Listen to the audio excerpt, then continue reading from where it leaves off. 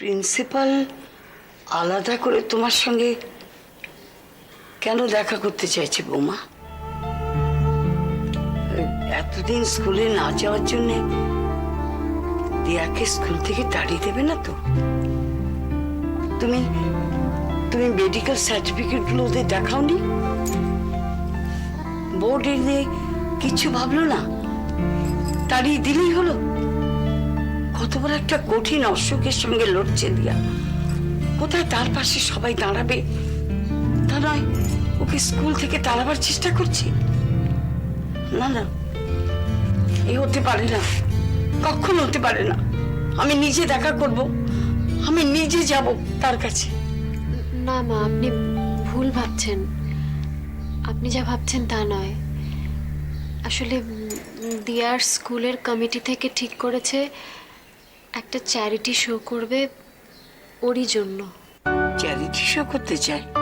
হ্যাঁ মা, দিয়ার সব মেডিকেল রিপোর্টস দেখে সেগুলোর সঙ্গে নিয়ে প্রিন্সিপাল কমিটিতে এই প্রপোজালটা রেখেছিলেন, যদি একটা চ্যারিটি শো করা যায়। অনেক তো খরচ, তো সবাই তাতে রাজি হয়েছেন, সেজন্যই ওরা এটা করবে ঠিক করেছে। আর আমি ভাবছি কি না কি, ভাবছি দিয়াটা এতদিন স্কুলে যেতে না পারার জন্য হয়তো ওকে স্কুল থেকে তাড়িয়ে দেবে, মাতাজির কাছে গিয়ে পুজো দেব, আর কত কি। ভগবান আছেন বৌমা, ভগবান ঠিক আছেন, ঠিক আছেন। দিয়াকে সবাই কি ভালোবাসে আপনি ভাবতে পারবেন না মা। আর যখন ওকে স্কুলে নিয়ে গেলাম, ওর বন্ধুরা, তাদের মায়েরা, প্রত্যেকে, টিচাররা, প্রিন্সিপাল, সবাই একবারে ঝাঁপিয়ে পড়লো একসঙ্গে দিয়া কেমন আছে ওকে দেখার জন্য। ভগবান যেমন দুঃখটা দেন, সঙ্গে সঙ্গে আনন্দটাও দিয়ে দেন। তুমি কিচ্ছু ভেবো না বৌমা, দেখো সব ঠিক হয়ে যাবে। সবাই আমাদের কত ভালোবাসে। আচ্ছা, কি অনুষ্ঠান হবে সেটা ঠিক জানি না মা, ওই প্রিন্সিপাল যেদিনকে কথা বলতে ডেকেছেন সেদিনকেই বলবেন আর কি কি হবে। আচ্ছা, তুমি একবার কিন্তু শঙ্করদা রবির সঙ্গে কথা বলে নিও। শঙ্করদা হয়তো ভালো কোনো পরামর্শ দিতে পারে, আর রবির মতামতটাও তো তোমার জানা দরকার। আমার তো খুব আনন্দ হচ্ছে, বিশ্বাস। কি হলো বৌমা, কি হলো, কাঁদছো কেন? কি হয়েছে বৌমা?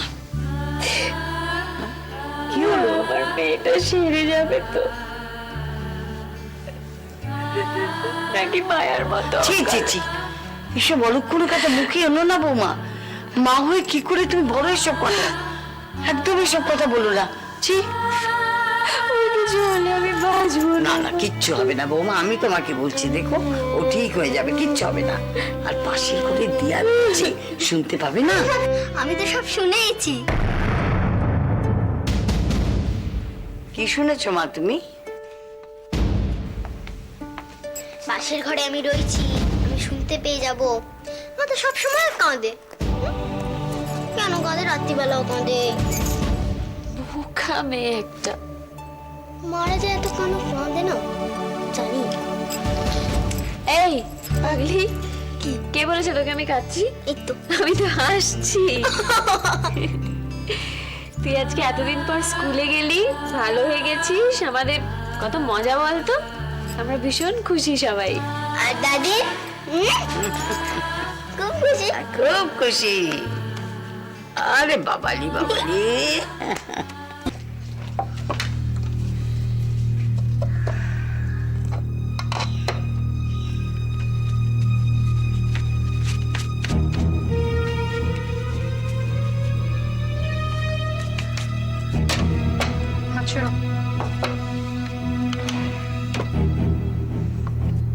আমি আমার নোটিশের কোনো উত্তর পেলাম না। কিসের নোটিস? মানে? ও, তোমার সেই ডিভোর্সের নোটিস। তুমি কি আমাকে ব্যঙ্গ করছো? মালা, তোমাকে যে দেখবে সেই তোমাকে পাগল ভাববে, জানো তো?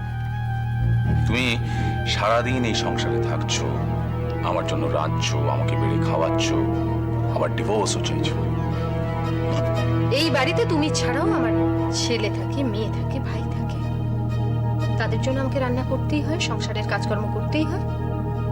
আর বাকি একজনের জন্য করাটা কোনো গায়ে লাগে না, জানো তো? মালা, পুরো ব্যাপারটাকে কিন্তু খুব সিরিয়াস করে তুলছো, আননেসেসারি। পাগলামির একটা সীমা থাকা দরকার।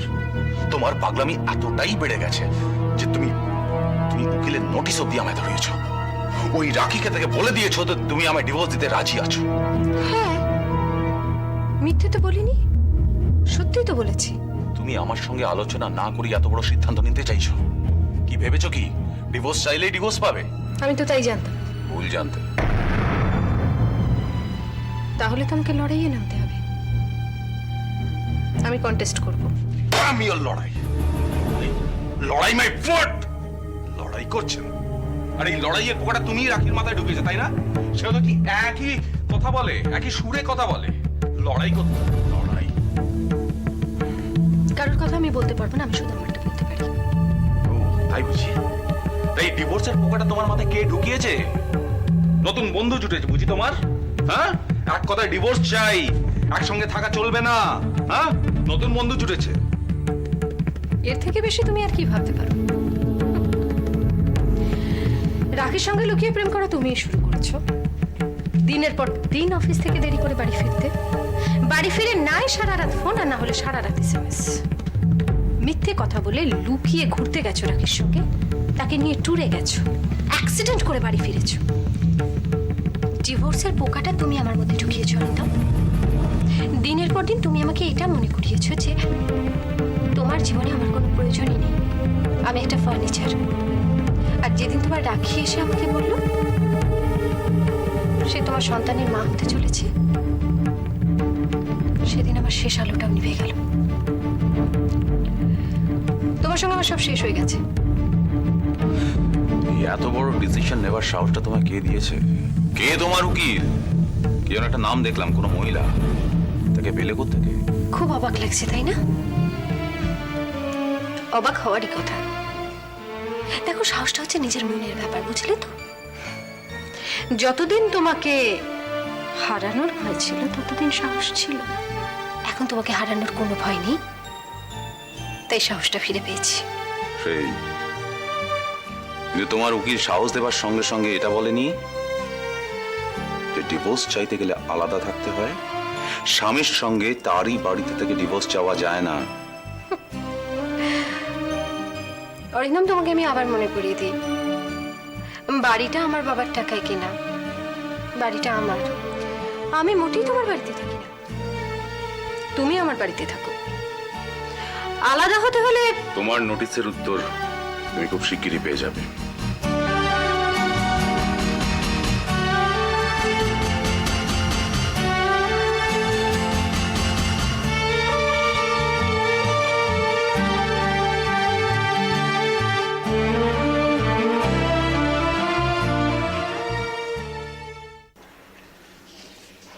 শান্তনু, তুমি কি মানিককে একবার বলো আমি আজকে কনস্ট্রাকশন সাইটে ভিজিটে যাব। ও যেন থাকে ওখানে, ওকে যেন আবার ফোন করে ডাকতে না হয়। দিন দিন আয়সি বাবু হয়ে যাচ্ছে। ঠিক আছে স্যার। বিয়াসবাবুকেও কি বলবো? ইলেকট্রিক্যালের যে লাইনগুলো বসেছে সেগুলো একবার দেখে নেওয়া খুব জরুরি। কেন? ইলেকট্রিকের লাইন তো সব বসেই গেছে। হ্যাঁ বসেছে, কিন্তু মেন পয়েন্ট থেকে যে লাইনগুলো বেরিয়েছে সে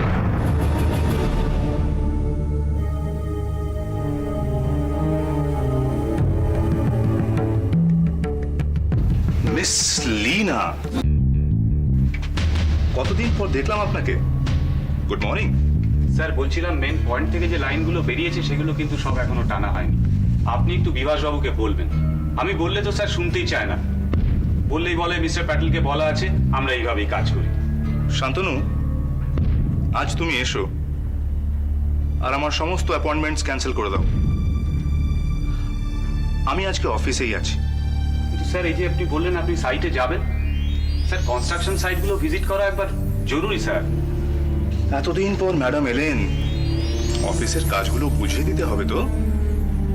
সাইটে পরে যাব।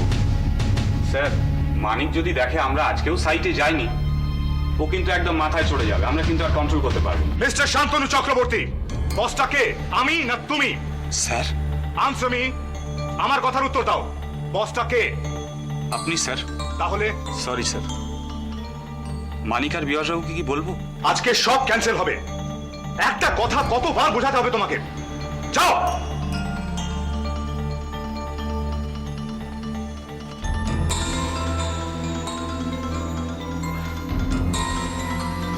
দেখুন না, এইসব অর্ধশিক্ষিত লোকদের দিয়ে কাজ হয়? কত করে বলছি আজকে সব ক্যান্সেল করে দিতে। আমার তো মনে হয় মিস্টার শান্তনু চক্রবর্তী ঠিকই বলেছে। আপনার উচিত কনস্ট্রাকশন সাইটে যাওয়া।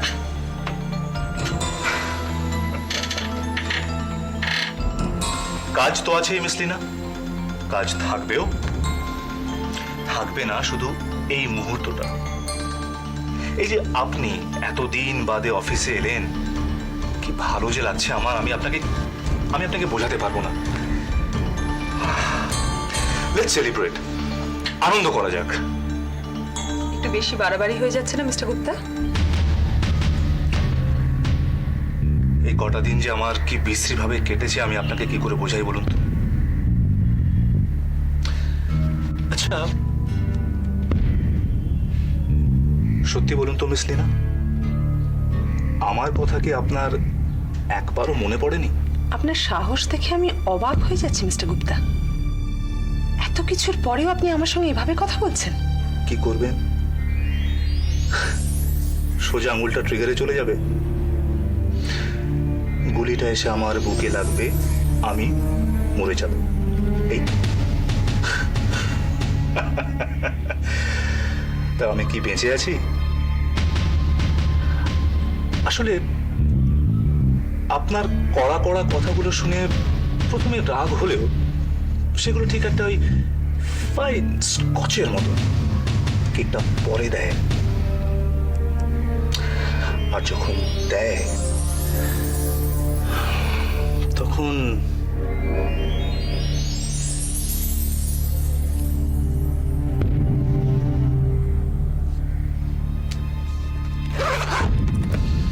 তার মানে আমার কথাগুলো আপনার ভালোই লেগেছে, mister Rony Gupta? Yes.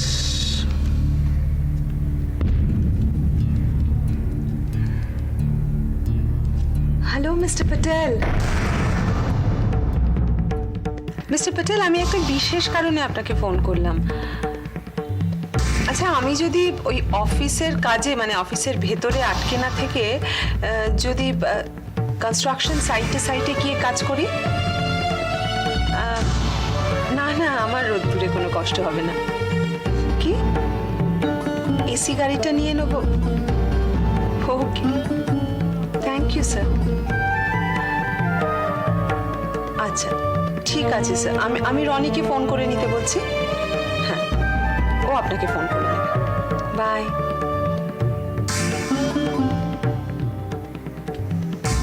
Mister Gupta, আজ থেকে আপনি এই অফিসের কাজের ইনচার্জ, আর আমি যাব কনস্ট্রাকশন সাইটে কাজ করতে। ওকে? মানে এটা অফিস মিস্টার রনি গুপ্তা, বৃন্দাবনে রাধাকৃষ্ণের কুঞ্জবন নয়। মাস গেলে আপনিও মাইনে পান, আমিও মাইনে পাই। মাইনেটা কেন পাই বলুন তো? কাজ করার জন্য, অন্য কিছুর জন্য না। মিস্টার প্যাটেল আপনার ফোনের জন্য ওয়েট করছে, করে নেবেন ফোনটা।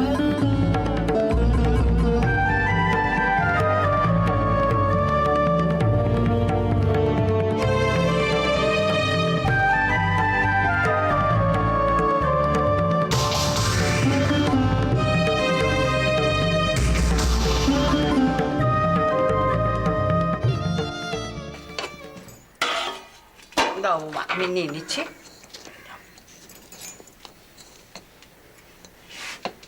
বুঝলি রবি, মৈত্রী কিন্তু সত্যি সত্যি খুব চেষ্টা করছে যাতে সোনা আর বিমানের ডিভোর্সটা ভালোভাবে হয়ে যায়। দিদি চেষ্টা করছে ভাইয়ের ডিভোর্সের জন্য। কি করে বিশ্বাস করো বুঝতে পারি না। যেখানে বিমান সোনাকে ছাড়তেই রাজি নয়, মৈত্রী বলছে তোমরাও শুনছো। ডাল দাও, ডাল দাও, ব্যাস।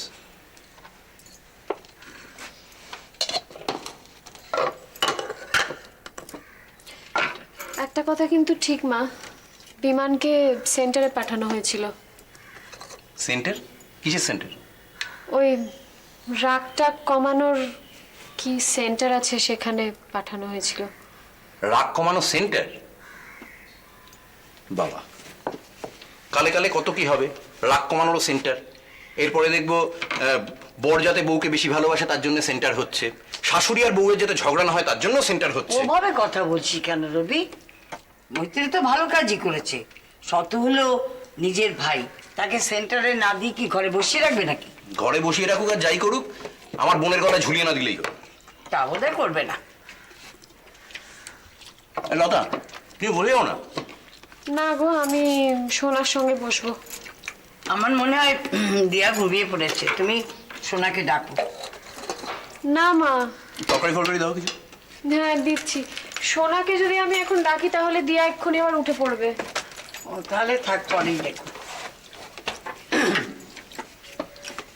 বুঝলি রবি, তুই যাই বলিস, মৈত্রী কিন্তু সত্যি সত্যি চেষ্টা করছে যাতে দুজনের সম্মতিতে ডিভোর্সটা হয়ে যায়।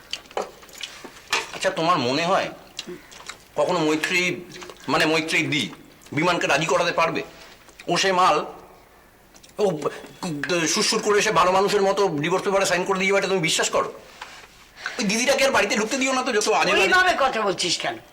খালি পাগলের মতো কথা বল। আমি ওকে চিনি, মৈত্রীকে আমি ভালো করে চিনি, ও সোনাকে খুব ভালোবাসে। ভালোবাসলেই ভালো। লতা, বলো।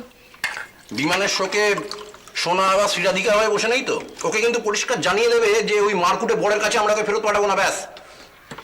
না বাবা, সোনা নিজেই আতঙ্কে আছে, সারাক্ষণ ভয় পাচ্ছে।